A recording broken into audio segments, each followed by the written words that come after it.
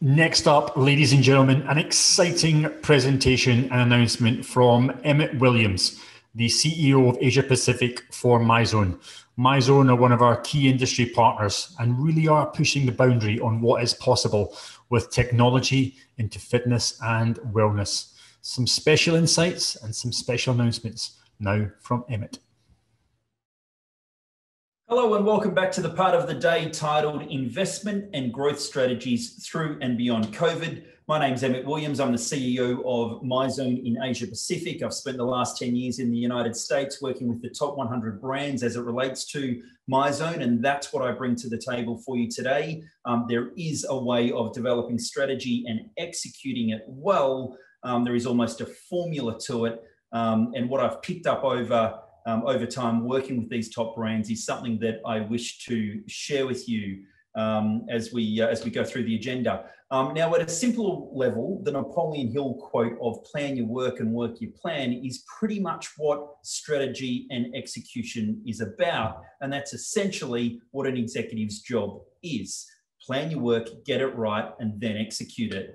At a more complex level, it looks a lot like this S-curve here, where the y-axis is performance or production, and the x-axis is time and effort. You know, you come up with an idea early, then you have to wrap it in strategy, try and execute, learn from your failings, iterate, adjust the strategy, go again, and hopefully, if you get it right, if you find truth, you'll get uplift, and then you'll be able to capture the upside opportunity of whatever it is that you're doing until you capture it all, you saturate, and you hit the plateau at the top of the S, which is essentially the carrying capacity of the market itself. And if you get to that, then as an executive, you must ask yourself the question, what is the next S-curve? In fact, it's probably best to ask that question well before you get to the peak.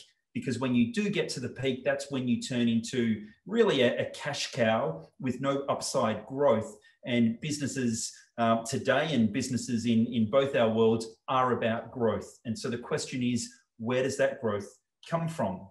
Well, the rocket scientists will say that it's all about vector and thrust. That's their science. You see, vector is the direction that you're going in.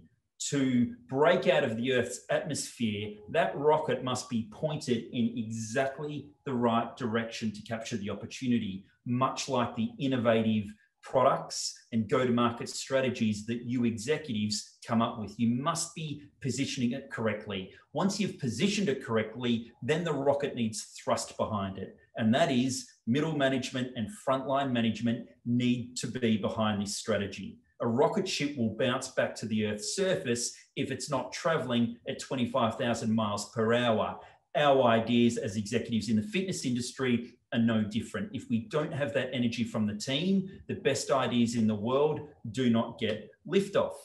If we have a look at this 2x2 matrix here, you can see that to the bottom right-hand corner, if you have a sound strategy with sound execution, then great. You've got a pretty good chance of getting through the knee of the curve, as they call it, on the S-curve and capturing that upside opportunity. If you have sound strategy but a flawed execution, you're setting yourself up for a botched job. If you have a flawed strategy with flawed execution, well, you're doomed from the beginning. And if you have a flawed strategy but sound execution, that's probably the worst thing of all, because you've got your team on board the wrong plan and they could do harm to your business. There are businesses that were in the mid-market that decided to drop their price to the low market and realized it was a mistake and went back to mid-market again. Very costly error when the strategy was wrong, particularly when you had the team on board with it all. Now, the way I'm going to break down the agenda today is into two parts. First of all, we'll have a look at the 5 steps to set a vector for growth, right? So that's the rocket ship pointed in the right direction to break through the Earth's atmosphere. And then what we'll do is we'll kick it home with a formula for creating thrust for the execution of this growth. And that slide at the end of the presentation will be your takeaway. There is a way to get staff on board with your new strategies. You've just got to follow the formula. So we'll get to that in a minute. So first of all, the 5 steps to setting a vector for growth. Step number 1, define the opportunity. Are you chasing core growth or adjacent growth. What do I mean by that? We'll have a look at this 2x2 here, known as the Ansoff matrix. Most of us right now are in the green quadrant. We have an existing product in an existing market. And it may be that if you're early on in the S-curve, that it's best for you as an executive to grab that hardened strategy and just keep on pushing on it. There might be upside left in the market space. And because it's in your market and you have domain expertise, the chance of winning in that market is much higher. So why would you leave the space? Just rinse and repeat what you're doing. However, if you're coming up to the top of the S-curve, or if you're at the top of the S-curve, then to sustain growth going forward, you must pivot into another quadrant. You must look for a growth vector, if you will. If you have a look at the top left-hand corner, the yellow quadrant known as market development, that is taking your existing product into a new market. So if you're a big box operator in a certain country of Asia, it may be that you're deciding to go into another country. So you're developing from an area of strength. You're keeping one foot in the green and another foot might be market expansion. What I mean by that is taking your big box product, and rather than selling it to the consumer, it may be that you execute that through corporate wellness. That would be another way of developing a new market. On the bottom right-hand quadrant, we have product development. This is where, and let's take COVID as an example, clubs turned around and realized that they couldn't sell memberships. And so what they wanted to do was develop a digital product to sell it to a new product, to sell it to their existing market, right? So a lot of product development and growth has happened in this quadrant in recent times.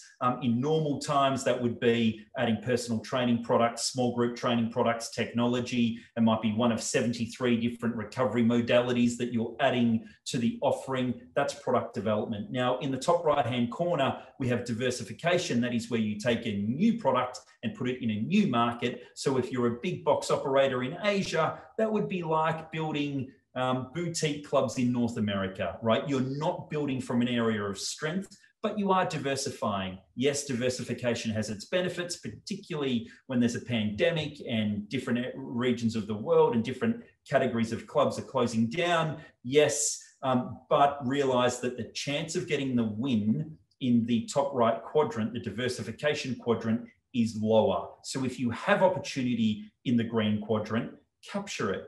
Then your growth vectors go out into the yellow. And if you're big enough and you think that diversification is required, for sure move into that quadrant. Once you've worked out what your growth vector is and where you need to go to capture that growth, then what you need to do is move to step 2, which is to anchor the idea. What do I mean by this? I mean choosing 2 or 3 macro words. Call it an anchor, call it a pillar, call it a strategic tenet, call it what you want, but it's essentially 2 or 3 big ideas or big words that you can anchor the idea in. So it may be that your business is differentiated and has been driven by words such as results and community, right? They're your 2 big words. And as you go into digital fitness, it's got to be about results and community, because that will mean it's a strategic fit. If you're not about results and community, you're about low price or convenience, then the micro activities that come off this are very different. So you need to get your macro ideas down first so you can set yourself up for the micro ideas, which is step 3, develop the detail. Now, when I think of strategy, I think of this visual here, an orchestra, because this is what strategy is. It's a set of activities working together cohesively to provide you a competitive advantage over the long term. And as the executive, as the strategist, you are the composer of this orchestra. You are introducing instruments, whether that is woodwind, percussion, brass, you name it, you're introducing them into the orchestra. You're eliminating other types of instruments. You're turning up some, you're turning down others. You're getting them to work in concert to achieve the outcome that you're looking for. And when you add or eliminate an activity or an instrument, it needs to be additive to the outcome. That's what strategy is. That's the artistic side of it, bringing it together so it hums. Now, that leads to step 4. How do we decide what to add what to eliminate, what to reduce, what to increase, because that's what strategy is. It's not just coming up with ideas, it's also coming up with ideas to not execute and to be certain about that. Well, the way you go through this process is 2 steps: divergent thinking and convergent thinking, and to be really deliberate about those 2 phases. Divergent thinking is essentially brainstorming. It's using the right-hand side of your brain to come up with all the ideas possible before you even dare make an assessment, right? And this is where diversity is really important. Think of it like panning for gold, right? You don't go out and try and find pieces of gold by walking up to a river and plucking them out. Rather, you get rubble, you put it on the pan, you shake it around, and if you do that enough, you will find pieces of gold. That is what the divergent stage is. Once you've gone through that process, then you use the left-hand side of your brain, which is the analytical side, to assess, to be analytical, as I said, and to eliminate the bad ideas and to be left with what is essentially a boiled down strategy. I said that diversity matters, and it does. Think of a beach ball. We're all looking at the same ball. It's the same problem. It's the same opportunity. But when I look at it, I think it's red. When you look at it, you think it's green. When the person over here looks at it, they think it's yellow. And by having that diversity around the problem, around the opportunity, we get to define it better. And we get to come up with all that rubble, all those ideas that could solve the problem at hand. I did Latin many years ago in years 7 and 8 at school. It was the most boring subject for 2 years of my school life. But what I do remember is that the word decision breaks down into off-cut or cut off. It means eliminating. So what you first need to do is come up with the consideration set, and then from there, you slowly but surely get analytical and eliminate your options. Okay, so once you've done that, and once you think that you've put enough time and effort and that you've tapped on diversity, and diversity is not just gender or race or age, but it's also different departments in the business. So accounting, sitting down with marketing, sitting down with fitness to share their perspective, right? So once you've run the diversity and once you've come up with this formula and you're pretty sure about it, let's call it digital fitness. And during lockdown, you're doing it because you're trying to scramble and stay engaged with your members. But after lockdown and going into 2021, you're doing it not necessarily because of another pandemic, but you're doing it because of consumer trends that have changed. And you've recognized that consumers now will supplement what they're doing at the gym with exercise at home. And that's what they're looking for. So you've seen the opportunity, and therefore you want to develop a product to capture that opportunity. And you see that the S-curve has got a lot of headroom for growth, and you're pretty sure on your plan. But step 5 is asking yourself, are you sure? Now, the best way to be sure is to realize that there are 2 drivers of bad decisions. The first one I've already spent plenty of time on. It's not having enough options on the table. That's why bad decisions are made. It's not the decision itself. When you're saying this is my final choice, it's not having everything listed on a whiteboard or a piece of paper going into it. That's why diversity is important. The second point, however, is that these ideas are not pressure tested. If you have a look at this slide here, and IT teams on the call will be familiar with what a red team is. Think of a red team and a blue team. A blue team come up with the battle plan. The red team, their job is to undo the battle plan. The Pentagon in the US, they call their red team the murder board. They are a group or a committee of ex-generals or current generals who are sitting there trying to undo the battle plan. Better you undo the battle plan when it's a PowerPoint deck than when it's out there in the field. With any big idea, this is what I urge you to do, to get a diverse group of 3 or 4 other executives who were not part of the decision-making process to sit there with fresh thinking and undo it. Why is this a bad idea to go into digital? Why will this fall over? And provide you with the risks that you need to mitigate. Okay, so let's say that you've done that. You're going into digital fitness, you've got a great plan, the red team weren't able to break it, you're feeling pretty confident about it, it's the best plan in the world, and it can be held hostage by your staff, by your middle management, and by your front line. If they're not on board, the best strategy in the world will amount to nothing. Remember, it's rocket science. Vector plus thrust. You need a propulsive force, or a rocket will need a propulsive force of 25,000 miles per hour. If it doesn't reach that, it will bounce back to Earth's surface. Same applies with your innovation and with your strategy. Remember, if you have a great strategy and forward execution, you land in the top right-hand quadrant, which is a botched job. So the formula is this here. The formula is to ask your staff to change.